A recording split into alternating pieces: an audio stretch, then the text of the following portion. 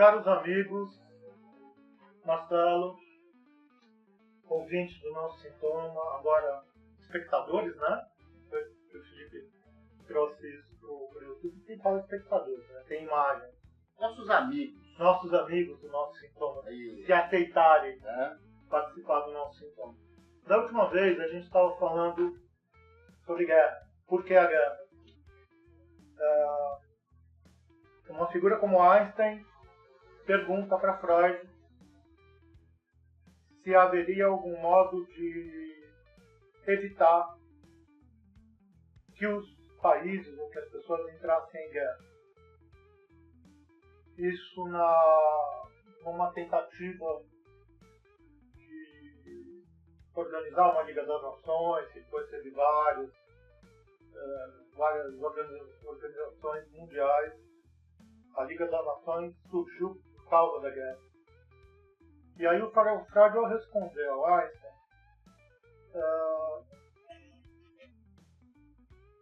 chegou a dizer para o Einstein que o que ele queria era da ordem da utopia. Ele queria o Einstein evitar a guerra, ou manter a paz. O Freud terminava o texto dizendo que, por mais pacifistas que ambos fossem, ainda era uma utopia. E para isso, o Marcelo trouxe toda a argumentação de Freud uma necessidade. Eu estou falando necessidade de propósito, mas a gente pode evoluir para um instinto, uma pulsão de dominação que existe no ser humano. O que eu entendi da nossa conversa, do texto de Freud e daquilo que a gente conversou antes, durante e depois daquele episódio, é que a pulsão de dominação, ela nunca é zerada. Ela pode ser no máximo recalcada. Mas ela vai estar em jogo. O que me passa pela cabeça, por que falarmos em guerra num podcast como o nosso? Porque as coisas não se dão assim só na guerra. Elas também se passam assim no singular. Elas também se passam assim em cada indivíduo. Agora sim, em cada sujeito. Essa pulsão de dominação, essa pulsão de morte ou pulsão destrutiva. Eu queria dar essa introdução só para te dar o gancho, para eu falar um pouco mais disso na singularidade, por exemplo. Então você está propondo para a gente falar um pouco sobre pulsão de morte? Sim.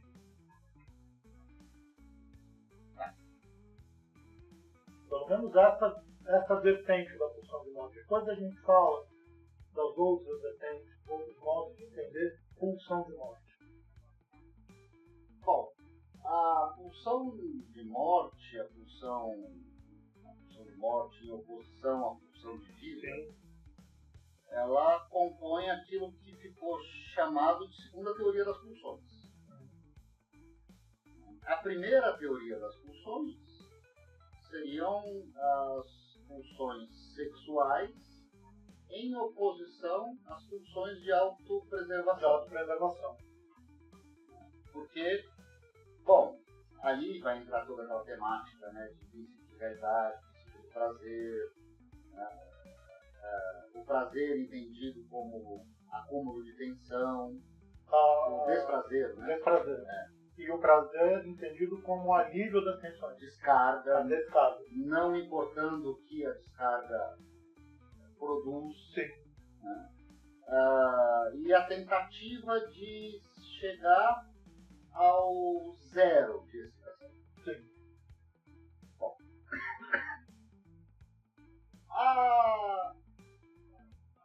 A hipótese, né, freudiana me parece ser que essa tentativa de zerar todas as tensões é caminhar para um estado de não vida.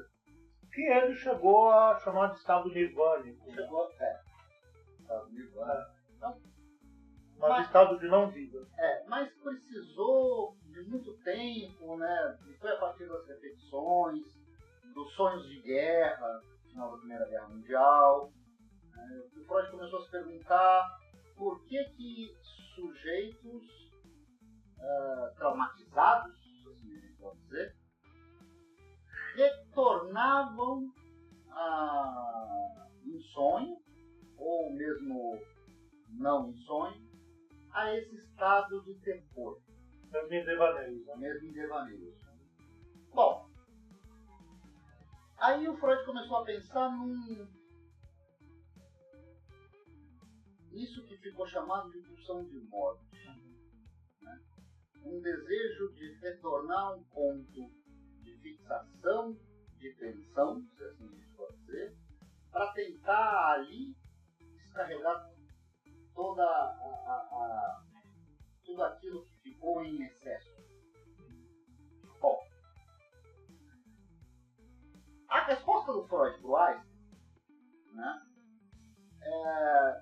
entendo você falar e concordo, né, que essa é uma ideia um pouco utópica, é que não dá para a gente afirmar que esta ou aquela pulsão é de morte e esta ou aquela pulsão é de vida.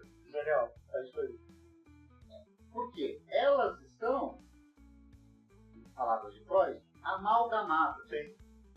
Elas se compõem. Então, quer dizer, Freud vai chamar essas pulsões de Eros e Thanatos. Eros como aquilo que faz laço, que promove a união, que promove o encontro, e Thanatos aquilo que promove a destruição, o isolamento, okay. E o desligamento, o rompimento dos laços. Bom. Agora a questão é que um é constituinte do outro. Eles estão unidos. É por isso que a gente não diz em psicanálise amor e ódio. Não, amor, aliás, parênteses. O ódio não é o oposto do amor. Não, o oposto do amor é a indiferença. Isso. O oposto do amor é a indiferença. O ódio é o avesso do amor. O ódio é o amor contrariado. Exatamente. Então, mesmo naquilo que a gente falava tão bonito, né, daquele Freud tão Otimista da transitoriedade. Bom, aí está também, acho que fica claro, esse amalgamento do fim, da finitude, do término. Então, quer dizer, a resposta que me parece do Freud para o Einstein é impossível, porque a pergunta do Einstein é o que nós podemos fazer para controlar essa psicose visual de ódio e de destrutividade por Freud. E Freud me parece, pelo que eu compreendo, é que ele diz, não dá. Não dá, justamente porque ela está amalgamada aquilo que é do laço, da união, ele diz também naquele texto, né, que uma guerra, ela nunca é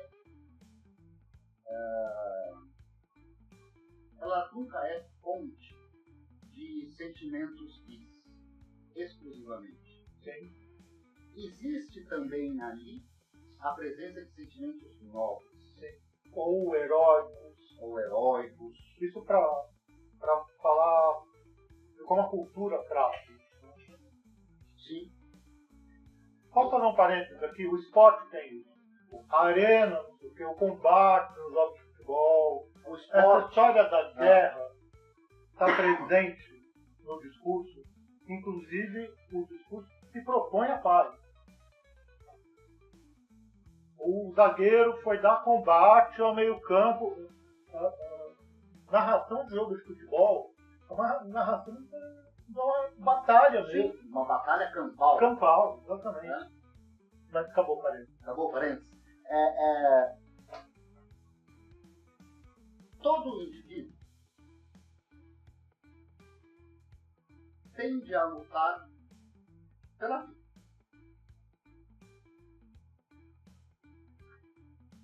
Nesta luta pela vida, já está como constituinte uma via de descarga da agressividade. Da agressividade. Para poder sobreviver. Então, é isso que o Freud diz de amalgamento. A distinção que a gente faz entre pulsão de vida e pulsão de morte, ela serve para nós, psicanalistas, como parâmetros teóricos.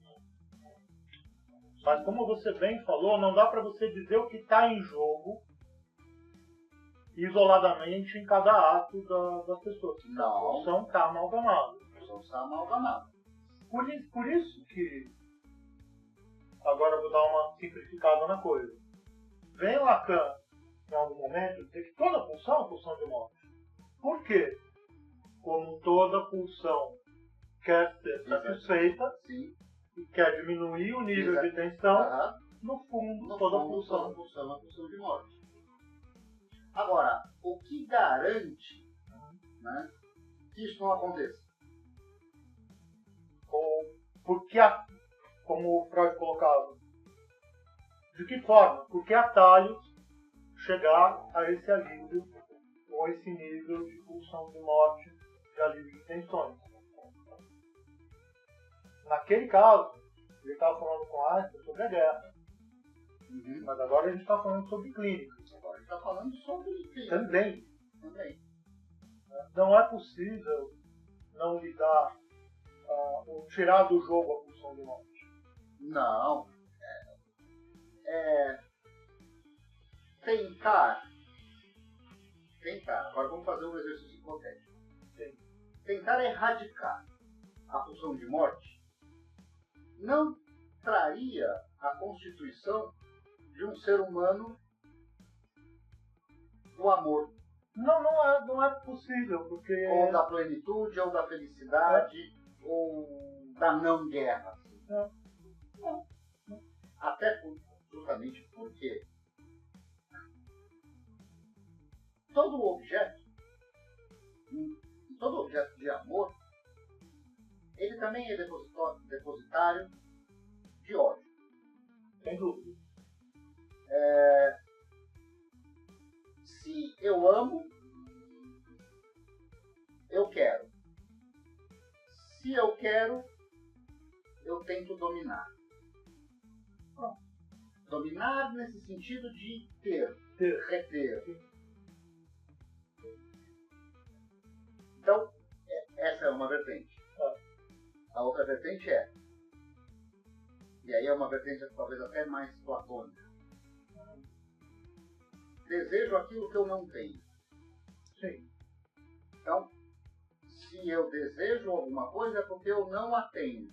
Quando eu tenho, eu não desejo. Agora, então, desejar algo que eu não tenho me faz me deparar com o quê? Com a minha falta. E com a necessidade de possuir. E eu, se tem algo que eu realmente odeio, eu estou dizendo nós humanos, é ter que me haver com a falta, com a castração. Então eu amo o objeto e eu odeio o objeto. O objeto escancara em mim a minha incompletude. Então, amor e ódio, pulsão de vida e pulsão de morte, é algo que, para Freud, não dá para pensar separadamente. Não, e o Freud, inclusive, num texto fundamental, que chama Os Três Estágios para uma Teoria da Sexualidade, ele vai falar nessas forças anímicas que nós estamos chamando de pulsão de morte, pulsão de vida, como pares de opostos que não se anulam, eles seguem juntos. Sim. Não podem ser separados.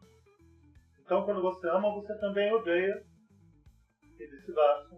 Mas são pares de opostos que, se estivéssemos aqui falando de física ou matemática, se anulariam.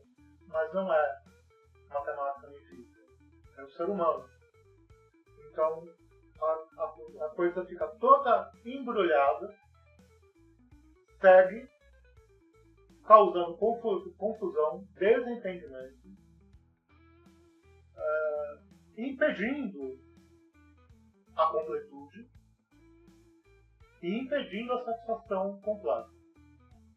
Por isso que teóricos depois vão dizer que não há a relação sexual idealizada.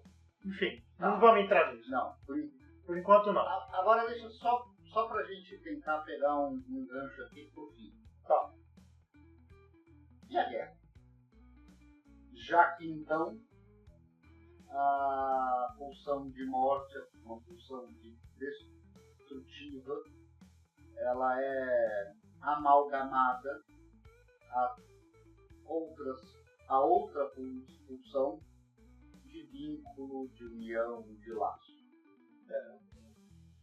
Eu não sei como responder a isso, não, porque na cultura o vitorioso das batalhas, tanto nas guerras quanto nas competições, ou nessas metáforas, batalha campal e tudo mais, são heróis. São tidos como heróis. Então eu acho meio utópico mesmo. Pensar uma humanidade sem guerra. Pensar uma humanidade pacífica. Inclusive,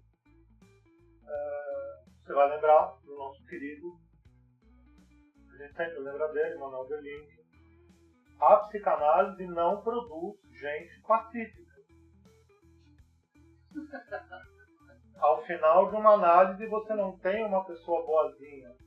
Você tem uma pessoa que lida de maneira diferente com o seu próprio gozo. Aí que tá. Ok. Então talvez a gente nunca vá conseguir, como diz o Einstein, livrar a humanidade de uma psicose, mil aspas aí, psicose de ódio e de destrutividade. Agora, o que se faz com isso? Sim. Aí entra o que é possível no campo da civilização, no campo da diplomacia, da política e, fundamentalmente, no campo da psicanálise. Porque a prática da psicanálise é civilizatória. Civilizatória do próprio indivíduo. Do indivíduo. Sim. Acho que deu, né? Só um outro parêntese para eu até fazer uma propaganda de nós mesmos. Eu falei no outro episódio, né, dessa saída que a gente tomou, que me parece muito uma lógica do recalque. A guerra, assim como um sintoma, uma passagem ao ato, um act-out, é o retorno do recalcado, que sempre vai retornar. Agora, o que a gente pode é conseguir, no rol das nossas defesas... Aliás, por que chamar de defesa, né? Pronto, acabou o parênteses. O que a gente pode é, no rol das nossas defesas, poder lançar a mão daquilo que a gente já gravou no episódio, ouçam, que é a sublimação. A sublimação. É uma saída. Mas o ser humano, quando ele chega no mundo, pelado, sem dinheiro, sem dente, ele se depara com um mundo hostil. E esse mundo sempre vai ser hostil. Por isso que nós desenvolvemos defesas. Defesas neuróticas, defesas psicóticas, defesas perversas, várias defesas. Então, eu vou terminar dizendo o seguinte. Façam amor, não façam guerra. Ah, é bem melhor. Né? Exerçam a dominação de modos mais divertidos. Pois é, exatamente. Sem aniquilar. Até porque... Deixa pra lá. Deixa pra lá. Não, até porque criança que quebra o brinquedo fica sem. Fica sem. Agora tem. Por que deixar de falar uma coisa dessa? Não quebrem os brinquedos. Não quebre os brinquedos. Vamos continuar brincando. É isso aí. Gente, obrigado. Vamos brincar na próxima? Vamos brincar na próxima. Gente, tchau. Até. Obrigado, Felipe.